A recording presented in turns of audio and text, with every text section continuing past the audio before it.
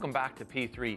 Much of Israel's history involves epic stories of human migration, and nearly everyone has a personal or family connection to the Holocaust. Canadian artist Clara Hirsch is the daughter of a Holocaust survivor. Based in Israel, she incorporates actual photos of her family's travels within her art. The result is both fascinating and very original paintings. I had a chance to meet up with her in Tel Aviv.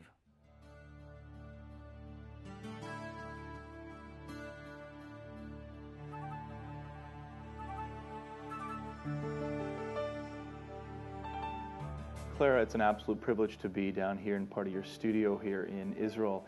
Tell me a little about your pieces, because they are deeply personal, and there's a combining of ancient and new.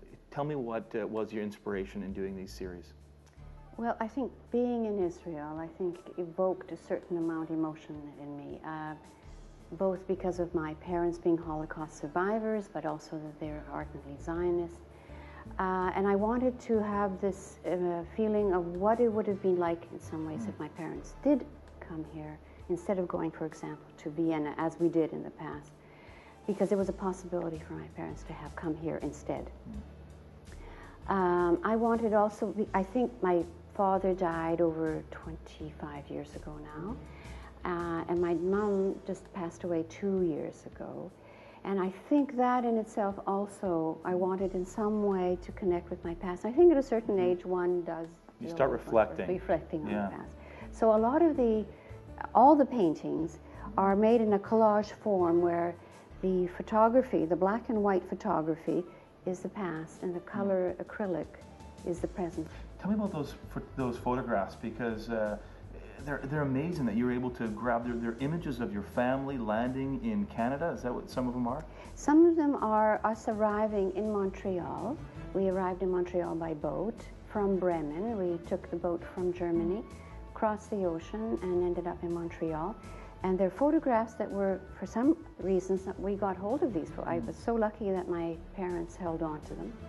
And they're of us arriving in Montreal with our bags, tagged, because obviously we didn't speak the language, and I think they wanted to make sure all the information was on there.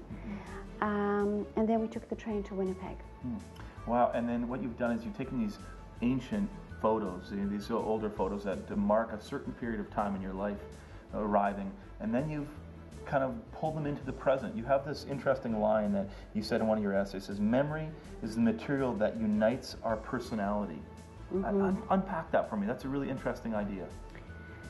Well, I think the past, in some ways, is always with us and affects us, and I think it definitely affected my parents, but also emotionally and values, in the sense of values, I think it strongly affected me. The immigrant experience is very strong, in that I've always been involved with immigrants. The idea of movement, of constantly us being forced to move, my parents being initially Poles, ending up surviving by going to Russia, and then we moved to Vienna, and then we moved to Canada. So always on the move, always feeling you have to re-engage in a new place. There is, I mean, you're littered throughout this entire collection, you as a little girl. Was it emotional for you? Was there moments where you were in your creative process of taking this old and bringing it new, where it was a healing? Tell me a little about the emotion that you experienced in this. And you'll notice that a lot of it's called, the show is called Marking Time, and it has a lot of connotations. The idea of making marks with paint, and that I mark time from the past and the present. But also, my father's name was Marcus, and ironically, and I did not plan this, the place where it is being shown now in Jerusalem, it's a performing arts center, the name of the street is called Marcus. Wow. What's the chance of that? I have no idea. So I think that in itself is important, that I mark time in the past and the present. But it's also involving my father a lot. And I think a lot of it has to do with my having to deal with a father that died 26 years ago. So he died a long time ago, quite a bit younger than I would have wanted him to die, and never got here. So it's sort of trying to deal with that. Here. And I'm here. And he ardently wanted to come. He really wanted to come. And this is, in a sense, your way of bringing him here. He shows up so much in these pieces.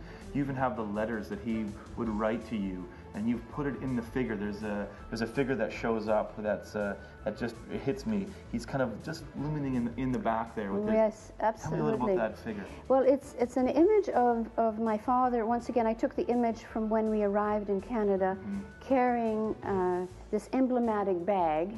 That is, I think, in some ways, the image of a lot of immigrants carrying their bags. And the letters are covering him, and they're letters that he wrote to me when I was in Toronto already, at school, at the University of Toronto. He was still in Winnipeg, and he sent these to me, encouraging me to eat well and dress well and make sure I was taking care of myself. And I think, once again, they indicate my closeness to him and not having time to kind of work through a lot of things that I wanted to. There's so many things going on. They're both beautiful in how you've connected these, using the images and then putting one with the acrylic. That's a wonderful medium how you've done that. But I love how the deep personal work comes out on these canvases, and the viewer, is in a sense a participant. I'm drawn in to these moments. Right. Let me ask you about this. You mentioned before your work with immigrants. Obviously, the metaphor of the immigrant, the Jewish person who's always on the move. You've, in Canada, worked with immigrants, ESL, and now you're working with the Ethiopian population here in Israel. Tell me about that. It's a very, very interesting story, and tell me what you're doing with them. Well, I've been doing two things. One is that I've been working with children, Ethiopian children, in Netanya. Netanya has an area where there's a high concentration of Ethiopians. And some of the schools, due to flight, for a lot of reasons, now have up to 96-97% Ethiopian children in them. And they're struggling. The kids are really struggling in these schools. Some of them are considered failed schools. So I've organized about 18 to 20 volunteers. They're all Anglos, they're Anglophones, to go into these schools to work with these kids. So that's one thing I do.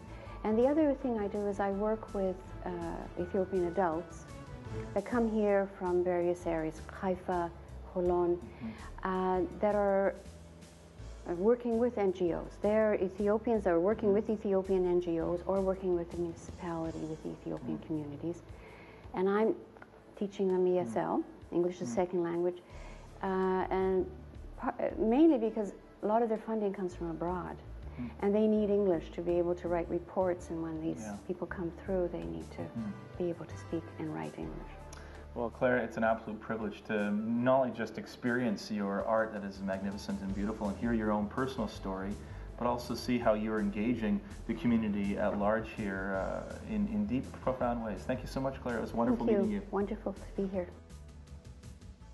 Next, a story about the only place in the world where people are immune to AIDS when P3 returns.